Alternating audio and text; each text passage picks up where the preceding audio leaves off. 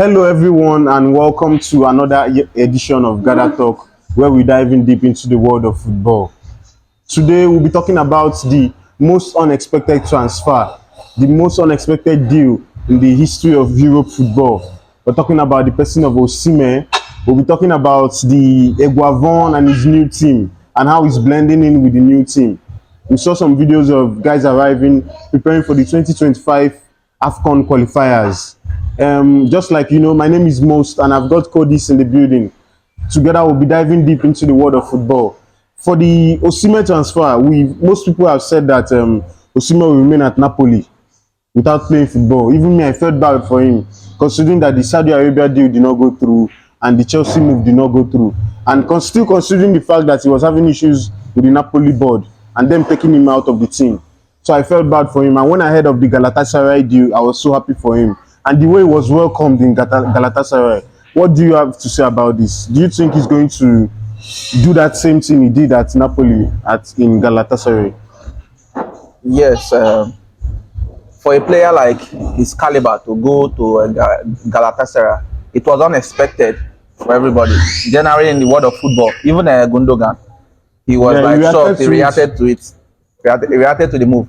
But for me, I think he will kind of reciprocate what he did at Napoli in the year they won the what's it called? The way they welcomed him, fans stayed till the night. For a player, it's good to be in the environment where you are loved. Yeah. It's not like the Napoli fans don't love Osimhen, but there were some things behind the scene that we were not seeing. But there was a news I heard. Was it in Arise channel? Yeah.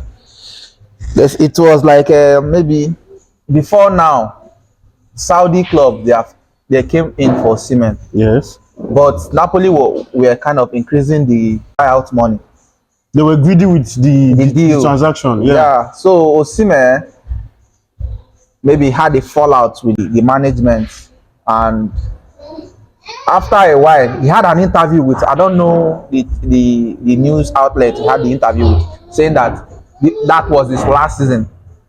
That the former season that they did not even qualify for the Champions League. That season was his last season at Napoli. That he don't want to play for Napoli again because of what they have been doing of the scenes. So I think the relationship between the club and the player completely broke down, and he also gave insights about Antonio Conte, because Antonio Conte begged him to stay, but he told Antonio Conte that he never wanted to play for Napoli again. I don't know how true it is, but yes, let me say it's a rumor.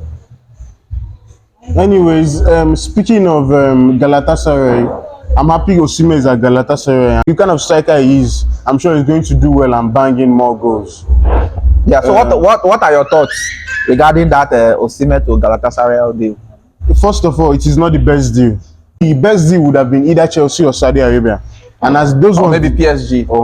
But then PSG they were out of the question. But before the end of the transfer window, it was Saudi and Chelsea were here. Yes. So I think those two deals was the best. But as those two deals no work out, instead of staying at Napoli and not playing football, being at Galatasaray as the number 9 man is very okay. Yes, for now. And there's a clause, a January break clause, that if any club comes in for Osimhen during the January transfer window and he wants to leave, he can leave. It was attached, and Napoli also brought down the release clause from 150 million euro to 75 million euro. So I think it will be a good one for any club coming in. Yeah. Do you think Chelsea will still come back for Victor? I see possibilities of it. I see even me right on time. I wanted Osimhen to be in the Premier League. I see possibilities of Osimhen coming to the There's this saga between Steven Bergwijn and Koeman, the Netherlands coach, Barcelona coach, the ex-Barcelona coach that is now the Netherlands new coach. Because Steven Bergwijn went to Saudi Arabia, he was signed. Although you know, if you are going to Ajax, if you are going to Saudi, you know it's for the money. And I don't know why all this coach or these European teams, they don't rate the Saudi league. Maybe they think it's a retirement league for the players. You know, like 4 or 5 years ago, nobody knew about the Saudi league. What brought out the Saudi league to the limelight is this Ronaldo deal. And they've been pumping in money. I won't lie, to an extent, they see players that go to Saudi league that play as players that love money and players that are washed up. But considering a player at 26 years going to Saudi league, it not really make sense. That is why some people were angry at about It don't really Osimhen make sense. trying to Are go to they Saudi rate, Arabia. are they saying that the league is not competitive? Because Ronaldo now, he went there, but he has not yet won the championship there It is becoming in that nation. competitive I think it's because competitive of because there are a lot of that are players coming. now Yeah, there. it's becoming competitive. But for it to be recognized as a very But top as league, a coach, why will you say that? Come out publicly and say that and say because he went to Saudi, that he will no longer play for the national team if you are there. you know these guys, there's always camera in their fronts. After every match, after every press conference, they want them to say something.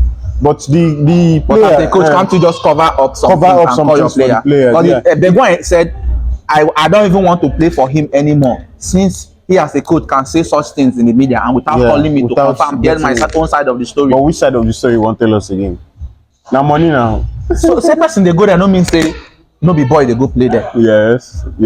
Because say you know they watch am too much no mean say they know they play ball or they know they do their fitness things in the high standard. Not be like If you imagine the kind of money that Saudi are spending on that league, they are trying to make everything possible for the league to be more they are competitive. pumping him more. You remember the Chinese league? We had similar case with the Chinese league. Chinese league go out, fade out because they no fit continue with the money spending. But Saudi, they can China never started go owing out of people money. at They can some never lack point. money. Saudi no they owe. Not be like Those people they China owe you begin well owe now. people at some point. Yes, now. So I don't blame anybody where they talk bad against Saudi league. Saudi league never really come up to that level of being recognized as the top flight leagues in Europe. Yeah. But if you want to go for the money, I'll say Saudi league. But if you want to play and be exposed and you want the world to see your talents, I'll prefer you come to the top 5 league in Europe. Yeah. That's it. And everybody has the right to their choices. You can go anywhere you want to go. You're not restricted to anything. Yeah. So away from Europe, we're coming back to Africa, to our hometown where we have our boys from Europe coming back and getting to be in touch with the new coach, Austin Eguavon. Austin Eguavon has been our coach of the Super Eagles for some time, way back. I think he took us to the 2006 quarterfinals of the AFCON. Yes, 2006. 2006. So we have Austin Eguavon back to the squad. Before then, we had this coach. I saw in the news that there was demands from our senators and politicians for him to drop some percentage of his salary. And the man, as a white man, where did they come from? This kind of thing, no, they did. But they pay tax. But come to think of it, from that coach, him go they pay tax. So They go don't collect tax before they pay him now.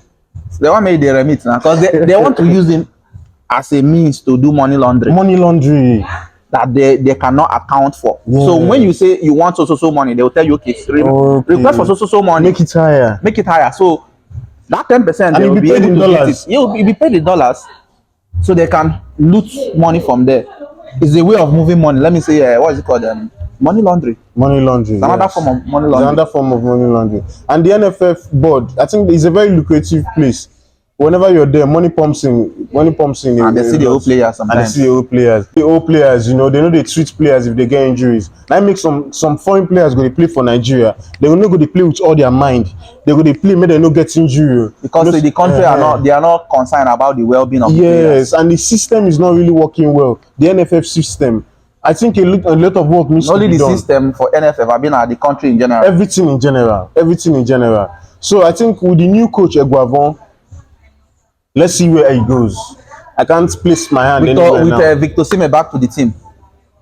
How do you see Nigeria qualifying for this AFCON? I see them qualifying for this AFCON. If it's just qualification is sure for Nigeria. But lifting the AFCON trophy depends on how we play on the qualifiers.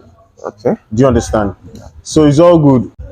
This is Gala Talk, where we dive in deep into the world of football. If you have your comments, let us know what you think. Share, like, and subscribe. Make sure you share it to your friends, family, and well wishers. Thank you for joining us.